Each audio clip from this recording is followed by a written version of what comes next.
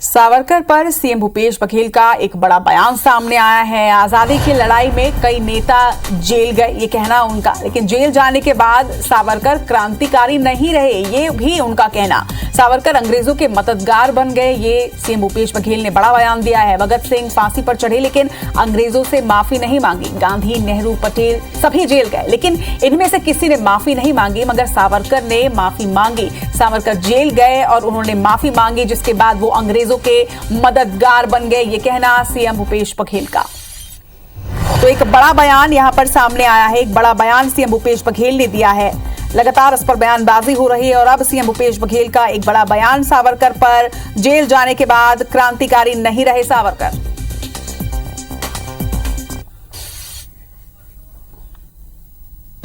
गांधी जी ने माफी नहीं मांगी, नेहरू जी ने, सरदार पटेल ने, किसी ने माफी नहीं मांगी।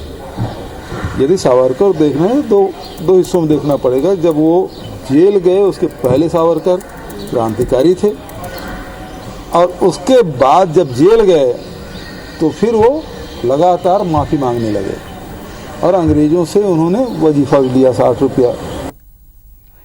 चलिए, तो आपने बयान भी सुन लिया सीएम भूपेश बघेल का और इस पर ज्यादा चर्चा के लिए हमारे साथ बीजेपी और कांग्रेस दोनों के ही मुखर नेता जुड़ रहे हैं। इस वक्त हमारे साथ बीजेपी से केदार गुप्ता जी और कांग्रेस से सुशील आनंद शुक्ला जी जुड़ रहे हैं। केदार जी, पहले आपसे मैं बात करना चाहूंगी। जिस तरह से सीएम भूपेश बघेल का ये बयान इस वक्त आपने भी सुना होगा, साफ तौर पर उनका कहना है कि गांधी, नेहरू, पटेल सभी जेल गए, सभी ने माफी नहीं मांगी, लेकिन सावरकर ने माफी भी मांगी और उसके बाद वो अंग्रेजों के मददगार भी हो गए। इस पर क्या कहना आपका?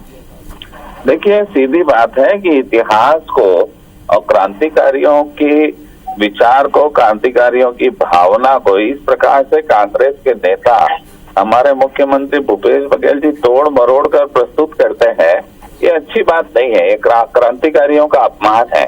और वीर सावरकर विशेषकर हिंदूवादी क्रांतिकारी थे और जहाँ हिंदुओं की बात आती है तो कांग्रेसियों को पीड़ा तो होती है। वीर सावरकर एकमात्र ऐसे क्रांतिकारी थे जिनको 2 बार काला पानी की सजा हुई। नेताओं को 1 बार काला पानी की सजा हुई, कांग्रेसी नेताओं को तो काला पानी हुआ ही नहीं। कुछ लोग, 1-2 लोग, जवाहरलाल नेहरू को छोड़ के एक नाम बताइए जो जेल गए, परंतु विनायक दामोदर सावरकर को लगातार 2 बार काली पानी की सजा हुई और उन्होंने देश के लिए वो छोटी सी कोठरी में 2 बार का वक्त काले पानी में गुजारा। ऐसा है कोई कांग्रेसी नेता बताओ जिसको काले पानी की सजा हुई हो? ठीक है, सुशील आनंद शुक्ला जी हमारे साथ हैं, जवाब ले लेते हैं। आपने सवाल किया है, सुशील आनंद जी से जवाब लेते हैं। सुशील जी, पड़े हुए हैं। देखिए, भारतीय जनता पार्टी के विमित्र जो बता रहे थे, तो उनको सबसे पहली बात यह है कि आजादी की लड़ाई में जो हमारे क्रांतिकारी थे, जो आजादी की लड़ाई के परवाने थे, उसमें 90% लोग हिंदू थे। अकेले वीर सावरकर हिंदू नहीं थे। दूसरी बात, वीर सावरकर एक ऐसे हिंदू थे जो गौ मांस के भक्षण को जायज ठहराते थे, जो गाय को माता कहने पे जिनको आपत्ति थी, जिन्होंने अपनी किताब में लिखा है कि एक ऐसा चौपाया जानवर जो अपने मल मूत्र को अपने पूंछ के माध्यम से अपने शरीर में लगा लेता है, उसको कैसे हम माता बोले?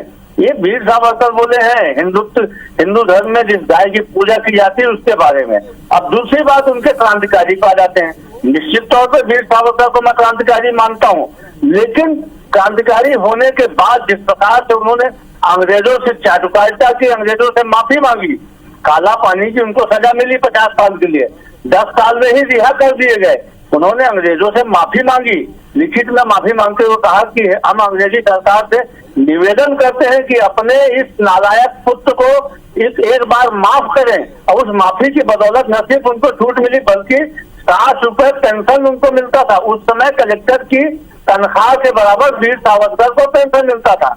भारतीय जनता पार्टी के पास में आजादी की लड़ाई में एक भी ऐसा नेता नहीं था जिसको वो सामने रख सके।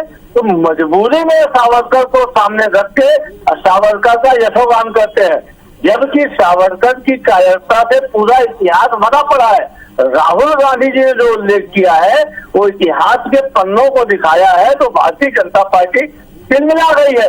दरअसल 1922 में हिंदू महासभा के गठन के बाद 1947 में देश की आजादी तक भारतीय जनता पार्टी और तत्कालीन संघ के पास में एक भी ऐसा नेता नहीं है जिसके बारे में बता सके जिसने आजादी की लड़ाई में योगदान किया।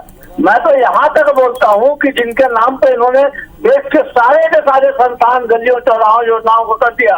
पंडित दीनदयाल उपाध्याय 15 अगस्त 1947 को 31 वर्ष के परिपक्व नौजवान थे। भारतीय जनता पार्टी बताए कि देश की आजादी में दीनदयाल उपाध्याय कितने बार जेल गए, आजादी की लड़ाई में उनका क्या योगदान था। जिनका इतिहास दरिद्र होता है वो दूसरे के इतिहास में झांका ताकी करते हैं, दूसरे के इतिहास में टीका टिप्पणी करके अपने आप को प्रासंगिक बताने की कोशिश करते हैं। वीर सावरकर एक ऐसे नेता थे जिन्होंने आज भारत और पाकिस्तान के बंटवारे के बारे में महात्मा गांधी को दोष देने वाली भारतीय जनता पार्टी को यह अध्ययन करना चाहिए कि सबसे पहले द्वि राष्ट्रवाद का सिद्धांत किसने दिया था? वीर सावरकर ने दिया था, हिंदू महासभा के अधिवेशन में 1933 के। तो इस प्रकार से जो वीर सावरकर कायर थे, उन वीर सावरकर को वीर बोलकर, अब बार बार वीर बोलकर ये वीरता का अपमान कर रहे हैं। अरे वीर तो सुभाष चंद्र बोस थे जिन्होंने आजाद हिंद फौज खड़ा कर दिया। और उन सुभाष चंद्र बोस की सेना में कोई भी युवा भर्ती न हो, इसका केदार जी, आपको कह रहे थे कि तोड़ मरोड़ कर तथ्यों को पेश कर रहे हैं, इन्होंने तो पूरे के पूरे तथ्य साफ स्पष्ट कर दिए। आप जवाब दीजिए। भाषण के लिए बुलाया है कि फोनो डिबेट के लिए बुलाया है? केदार जी, इतना लंबा भाषण दे दिए। अरे वीर सावरकर को वीर की उपाधि देश ने दिया है, कांग्रेसियों ने नहीं दिया है। ये कांग्रेसियों के कहने से वीर सावरकर कायर नहीं हो सकते। वीर सावरकर वीर थे, वीर है और वीर रहेंगे। क्रांतिकारी थे, क्रांतिकारी है और क्रांतिकारी रहेंगे। किसी कांग्रेसी नाम बताओ जिसको सजा हुई, जो जेल गया या जिसे फांसी दी गई। ये जितने नेता सुभाष चंद्र बोस का इनको अध्ययन कराओ, इनको बताओ पंडित जवाहरलाल नेहरू कांग्रेस के नेता थे जिनको 16 साल तक जेल की सजा हुई थी। इनको अध्ययन कराओ। बंकिम चंद्र चटर्जी कांग्रेस के नेता थे जिनको जेल की सजा हुई, जिनको अध्ययन कराओ। लाला लाजपत राय कांग्रेस के नेता थे, काले पानी की सजा नहीं हुई। एक भी इनको अध्ययन कराओ। अरे किसी ने भी अपराधों से माफी नहीं मांगी।